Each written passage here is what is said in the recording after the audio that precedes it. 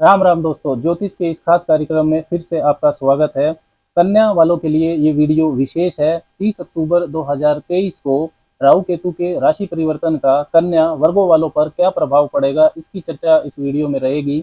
ये वीडियो कन्या लगन हो या आपकी कन्या राशि हो, मतलब चंद्र राशि आपकी कन्या हो, दोनों के लिए ही ये वीडियो महत्वपूर्ण है। लेकिन इस राहु केतु के राशि परिवर्तन का मानसिक रूप से अनुभव कन्या राशि वाले जो लोग हैं वो ज्यादा कर पाएंगे, जिनकी चंद्र राशि कन्या है, क्योंकि राहु और केतु चंद्रमा के ही नोड्स होते हैं। North node of moon Rahu को कहते हैं, south node of moon Ketu को कहते हैं। 30 अक्टूबर 2023 को राहु आपके अष्टम भाव से निकलकर सप्तम भाव में गोचर करेंगे, मीन राशि में, और केतु आपके दूसरे भाव से निकलकर पहले भाव में कन्या राशि में गोचर करेंगे। 30 मई 2025 तक लगभग 18 महीनों के लिए राहु और केतु की यही स्थितियां रहेंगी। बृहस्पति, शनि, राहु, केतु जो भी ये लंबी अवधि के ग्रह होते हैं, उनका राशि परिवर्तन लोगों के जीवन को सबसे ज्यादा गहराई से प्रभावित करता है। लंबी अवधि का जो इम्पोर्टेंस है, जो महत्व है, वो इसलिए है कि जीवन की जो कोई भी घटना होती है, जैसे कि विवाह की योजना बनाना, संतान प्राप्ति की इच्छा रखना, करियर में स्थायित्व पाना, शिक्षा का विजन निर्धारित करना, इन सब के अंदर समय लगता है। ये लंबी अवधि की योजनाएं ही होती है। इसलिए बृहस्पति, शनि, राहु, केतु जो एक राशि में लंबी अवधि तक रहते हैं, उनके राशि परिवर्तन का महत्व सबसे ज्यादा है। राहु या केतु की दशा या अंतरदशा जिन कन्या वालों को चल रही है, उनको ये राशि परिवर्तन सबसे ज्यादा गहराई से प्रभावित करेगा। इसके अलावा कन्या वालों की कुंडली में अगर राहु और केतु मजबूत स्थिति में है, तो भी ये परिवर्तन आपके लिए बहुत महत्वपूर्ण होगा। राहु केतु अगर कुंडली में एवरेज स्थिति में है, ठीक ठाक स्थिति में है या कमजोर है, तो इस परिवर्तन का फल आपके जीवन पर सामान्य रूप से पड़ेगा। 12 अप्रैल 2023 से राहु मेष राशि में चल रहे थे आपके अष्टम भाव में, और केतु दूसरे भाव में चल रहे थे तुला राशि में। तो दूसरे और अष्टम भाव में जो राहु केतु का ये एक्सिस है, ये बहुत ज्यादा अच्छे परिणाम आपको नहीं दे रहा था। काफी नकारात्मक परिणाम आपके जीवन में इसको देखने को आपको मिले होंगे। लेकिन इस वर्ष अप्रैल 2023 में जब बृहस्पति ने भी आपके अष्टम भाव में प्रवेश किया, तो अष्टम भाव में चंडाल दोष का निर्माण हो गया, जिससे इस एक्सिस में, दूसरे और आठवें भाव के एक्सिस में, धन के मामलों में, रिश्तों के मामलों में, नकारात्मक परिणामों में आपके बढ़ोतरी हुई। अष्टम भाव में चंडाल दोष के निर्माण होने से जीवन में अचानक होने वाले उतार चढ़ाव, ट्रांसफॉर्मेशन, जैसे दुर्घटना, सर्जरी, अज्ञात भय, पैतृक संपत्ति का विवाद, ससुराल पक्ष विवाद, ये सब परेशानियां कन्या वालों को झेलनी पड़ी थी। गुप्त शत्रुओं से भी समस्या रही, जीवन साथी के स्वास्थ्य में भी परेशानी रही, टैक्स के मामलों में अड़चने आई। ये सब समस्याएं अष्टम भाव में राहु गोचर करने पर देता है, और जब बृहस्पति उसके साथ मिल जाता है, तो बृहस्पति की जो शुभता है वो आपको नहीं मिल पाती है। अष्टम भाव में गोचर कर रहे बृहस्पति आपको शुभ फल भी देना चाहते हैं, लेकिन चंडाल दोष की वजह से वो नहीं दे पा रहे थे। चंडाल दोष बना रहे बृहस्पति और राहु की पांचवी, सातवीं और नौवीं दृष्टियां आपके 12वें भाव, दूसरे भाव और चौथे भाव पर जा रही थी। तो उन भावों से संबंधित फलों में भी आपको अशुभता ही मिल रही थी।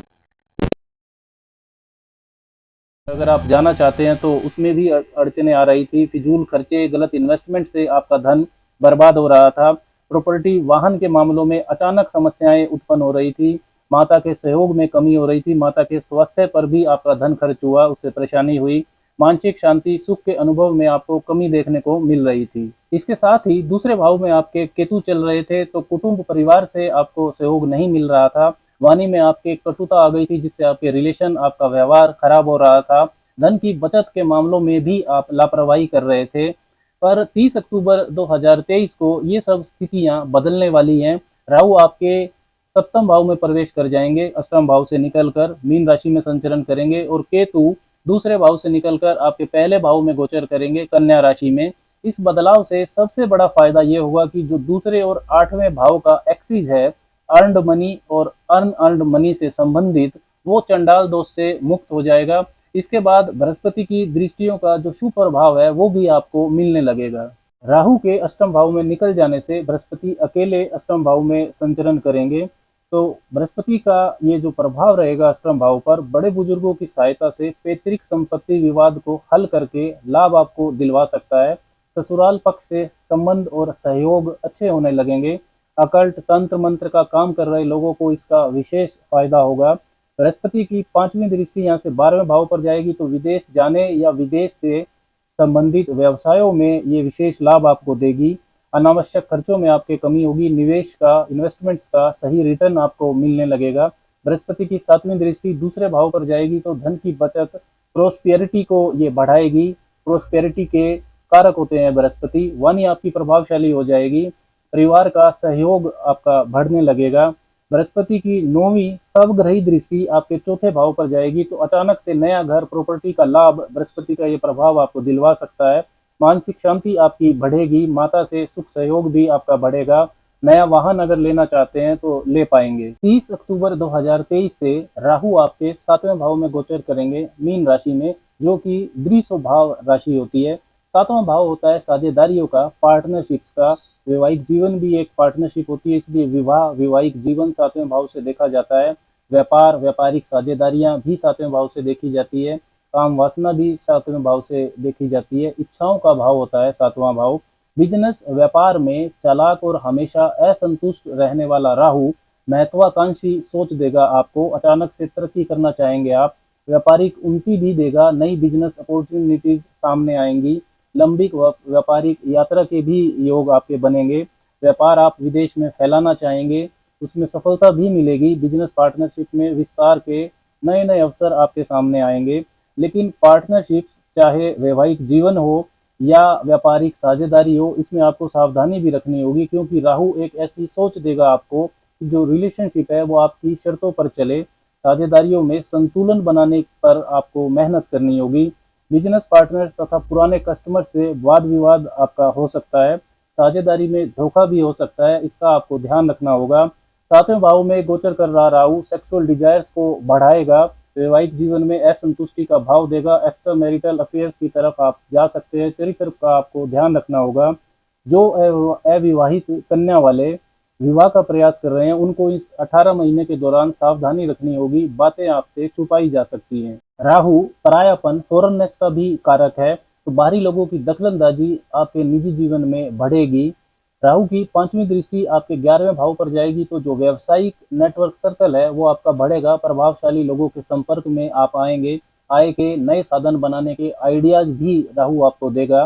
बड़े भाई बहन के साथ आपके मतभेद हो सकते हैं, वाद विवाद हो सकते हैं। राहु की नौवीं दृष्टि आपके तीसरे भाव पर जाएगी तो आपका जो साहस, पराक्रम है, करेज है, वो बढ़ेगा।